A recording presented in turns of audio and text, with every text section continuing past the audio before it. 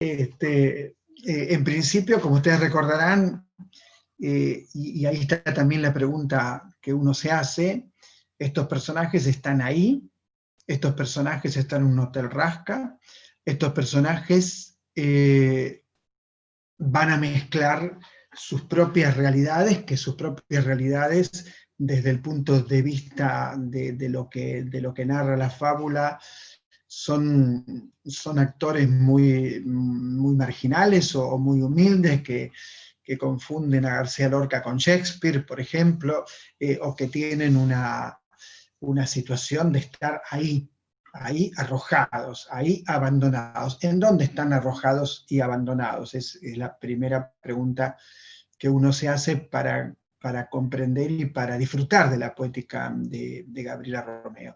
¿Dónde están abandonados allí, no es cierto?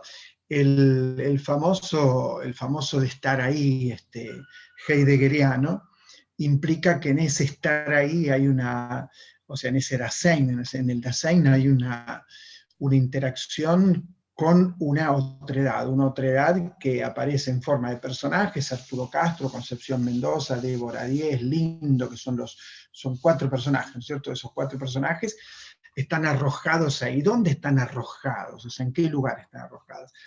En principio, y sin ánimo de hacer comparaciones que son caprichosas de alguna manera, ¿no? Pero para que se entienda lo que diga, están arrojados en un espacio beckettiano. Es decir, no desconozco el vínculo que pueda tener Gabriela con Beckett, pero sí conozco el vínculo que puede tener la obra con esto que estoy diciendo. Están arrojados a un espacio beckettiano, es decir, un espacio indefinido, a un espacio que es un hotel y no es un hotel, a un espacio de desesperanza, de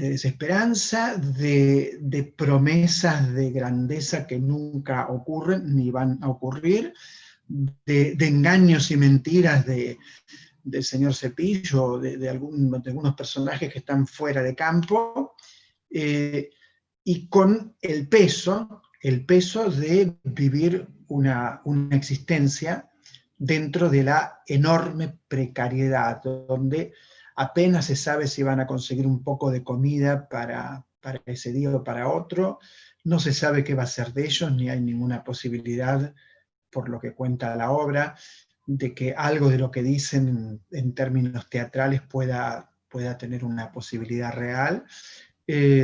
Tampoco se sabe si esa supuesta película que va a filmarse y que va a estar allí con todo su esplendor, tampoco eso podría ser cierto. Entonces lo que hay, por eso dijo un espacio beckettiano, lo que hay es un territorio de indefiniciones, un territorio de incertidumbre. Uno podría decir que, además de la poética de la imagen, la poética que trabaja Gaby Romeo, es una poética de la incertidumbre. Es decir, no hay puntos fijos o puntos posibles para construir un espacio realista. Eso no significa que no haya un espacio realista que permanentemente está invadido, perseguido por momentos, por la fantasía, por la ensoñación y por el deseo de que algo de lo que se desea finalmente tenga una concreción, ¿no? Ocurra. En esa zona fantástica de indefinición que ella construye a través del lenguaje, nosotros podríamos decir con toda certeza que en el teatro un texto es eso que el cuerpo le hace al lenguaje. O sea, el texto en el teatro es un conjunto de significantes, y el cuerpo, primero el cuerpo en este caso del autor, el cuerpo del autor primero, es ese cuerpo el que hace algo con el lenguaje. No es el lenguaje, sino que es el cuerpo del dramaturgo el que hace algo con el lenguaje. Entonces un texto es una posibilidad, un texto muy claro en el teatro, es lo que el cuerpo le hace al lenguaje. Lo que el cuerpo le hace al lenguaje, así como lo digo, ¿no es cierto? Entonces, hay el otro punto fundamental para comprender algo de lo que tratamos de decir y poner como ejemplo estas obras, es la poética como crítica del sentido. Es decir, cuando uno dice en el campo del arte, uno alguna vez habrá hablado de forma y contenido, lo cual es absurdo, lo de forma y contenido en mi opinión, ¿no? Es la poética como crítica del sentido. ¿Dónde estaría la crítica del sentido? ¿Dónde estaría el trabajo sobre el texto que deviene en la completud final que le da el espectador?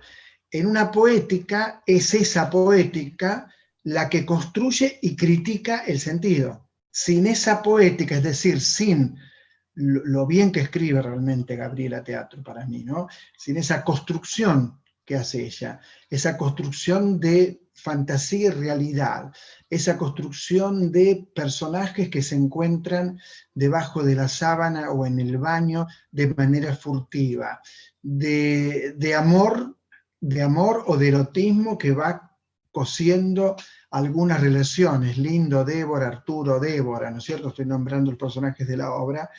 Eso que esa construye, esa poética que esa construye, es la poética que critica el sentido de la existencia, el sentido de la realidad, el sentido de cualquier certeza. Pero es a través de esa poética que se critica el sentido de las cosas. Si no estuviera esa poética, estaríamos hablando de algo tan ridículo como el contenido.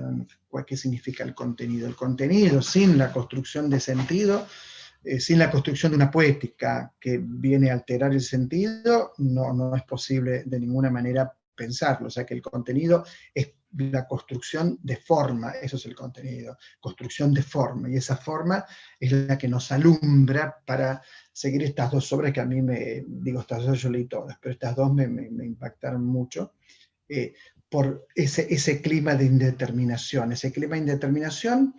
que es también un paisaje psíquico. Es decir, no solamente es un territorio que ella delimita, que es un territorio indefinido, porque finalmente es un hotel que no es hotel, es un lugar que no llega a ser un lugar. Esa construcción de territorio está cruzada por las únicas tensiones posibles por las que está cruzada todo territorio, que son las tensiones amorosas, las tensiones de desencuentros, las tensiones de encuentros, que son absolutamente tensiones del humano. Entonces, la gracia perdida, que ya tiene un título muy fuerte, la gracia perdida, es decir, eso que se perdió, esa gracia que se perdió, esa posibilidad de construir un mundo posible, y que aquí parecería ser que no se puede construir salvo en lo furtivo. Es decir, hay algo que se perdió. ¿Cómo lo vamos a recuperar eso que se perdió? A través de movimientos muy furtivos que para mí tienen que ver con el deseo, con la posibilidad de encuentros y desencuentros que son finalmente los que hacen a la vida. Entonces, cuando yo digo que un texto es eso que el cuerpo le hace al lenguaje,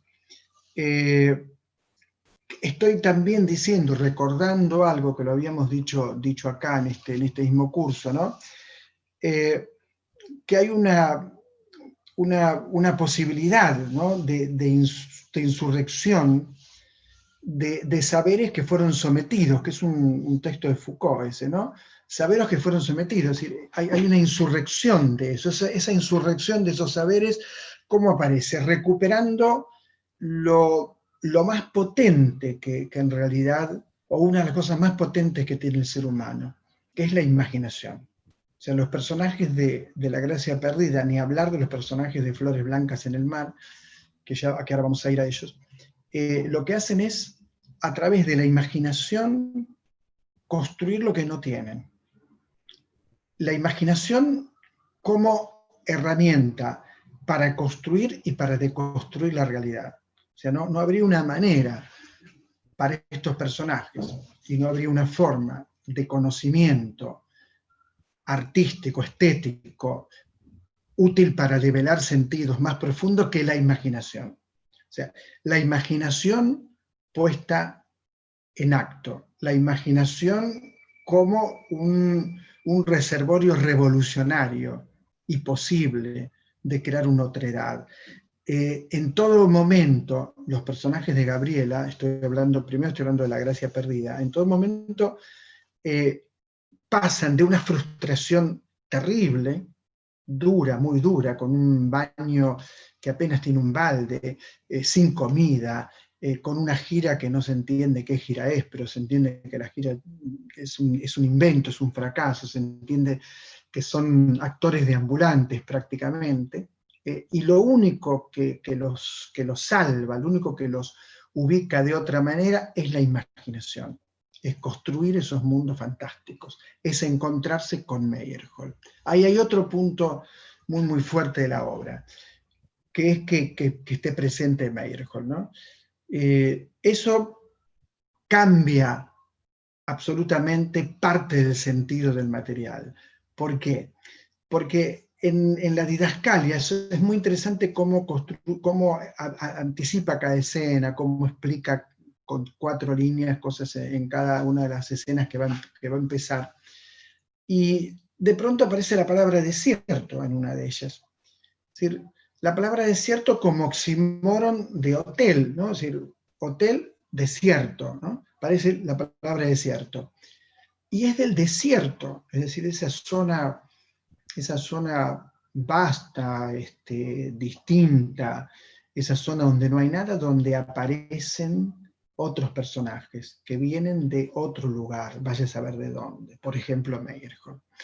Y Meyerhold viene precisamente a construir un teatro que tiene mucho que ver con el teatro de Gabriela, que es un teatro de vanguardia, un teatro vital, un teatro que entiende que no hay posibilidad de construir la realidad o algo del orden de la realidad o algo del orden de lo real, si no es con imaginación, si no es con ventanas que se abren a cualquier parte, no necesariamente ventanas que se abren para mirar un paisaje definido.